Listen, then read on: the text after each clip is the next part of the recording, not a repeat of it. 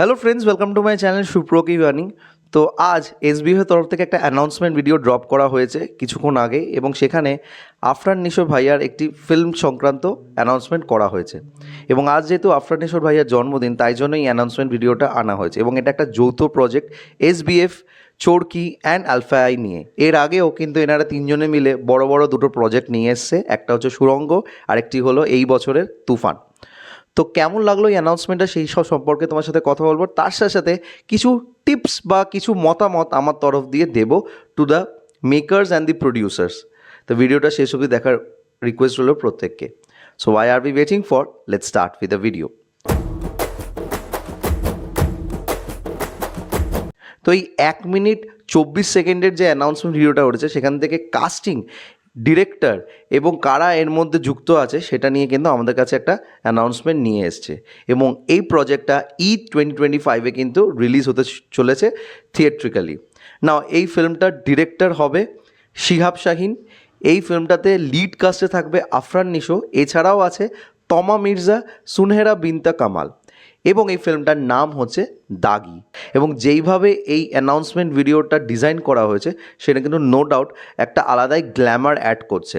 সবাই কালো জামা কাপড় পরে আছে, এবং যেইভাবে তারা হেঁটে আসে হেলিকপ্টার ড্রপ হওয়ার পর থেকে, সেটা কিন্তু বেশ একটা সোয়াগ অ্যাড অন করে। আফরান নিশো ভাইয়া যখন সামনে এসে কথাগুলো বলে যে ক্যালেন্ডারে দাগ দিয়ে রাখো, আমরা আসতেছি, সেটাও কিন্তু বেশ একটা আলাদাই অ্যাড অন করে যখন তোমরা দেখবে এই অ্যানাউন্সমেন্ট ভিডিওটা। তবে সব কিছুই তো ঠিক আছে, যখনই কোনো অ্যানাউন্সমেন্ট হয় যৌথ প্রোডাকশানের, সেখানে কিন্তু একটা বেশ গ্র্যান্ডিয়ার এবং গ্র্যান্ড স্কেলে সেটাকে আনা হয়। এবং সেটা সুড়ঙ্গর টাইমেও হয়েছে, তুফানের টাইমেও হয়েছে। তবে এই মেকার্স বা ডিস্ট্রিবিউটার্সরা এটা ভুলে যায় যে তারা বাংলাদেশে ফিল্মটাকে রিলিজ করার পরে যখন ইন্ডিয়াতে আনে, ততক্ষণে কিন্তু অনেকটা সময় বেরিয়ে যায় এবং অনেক জায়গা থেকে কিন্তু ফিল্মটা লিক হয়ে যায়। তার ফলে কি হয়, যখন ইন্ডিয়াতে এটা ড্রপ করে বা কলকাতার অডিয়েন্সের কাছে আসে, সেই আমেজটা বা সেই অ্যাকসেপ্টেন্সটা কিন্তু সচরাচর হয় না। সেটা সুড়ঙ্গর ক্ষেত্রেও আমরা দেখেছি, এছাড়া এবছর তুফানের ক্ষেত্রেও দেখেছি। দুটো ফিল্মই সাকসেসফুল, কিন্তু এপার বাংলা থেকে ওপার বাংলায় কিন্তু সাকসেসফুল বেশি হয়েছে, এটা নিঃসন্দেহে তোমরা স্বীকার করবে। এবং এই জিনিসটা থেকে দূর থাকার জন্য আমি মনে করছি যে মেকার্স বা ডিস্ট্রিবিউটার্সরা এই ফিল্মগুলোকে যেন একই সময় একই দিন দুটো বাংলাতে রিলিজ করুক। তাহলে কিন্তু এই প্রবলেমটা হবে না, যে প্রবলেমটা সুড়ঙ্গ বা তুফানের ক্ষেত্রে হয়েছিল।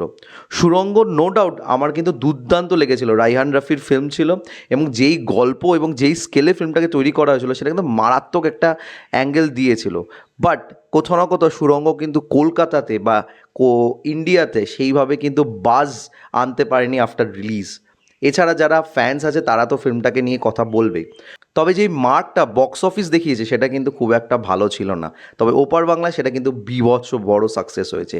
সেম গোস উইথ তুফান। তাও তুফান সুড়ঙ্গ থেকে বেটার কাজ করেছে এপার বাংলায়, স্টিল সেই লেভেলে যায়নি যে লেভেলে কিন্তু বাংলাদেশে করেছে।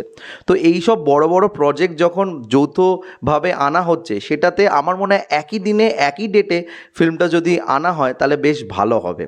এছাড়াও এবারে যে ডিরেক্টর আছে শিহাব শাহিন, সে কিন্তু নাটকে বেশ জনপ্রিয়তা আছে, এবং সে এইবার এরম একটা কাস্টিং নিয়ে একটা থ্রিলার ফিল্ম আনতে চলেছে।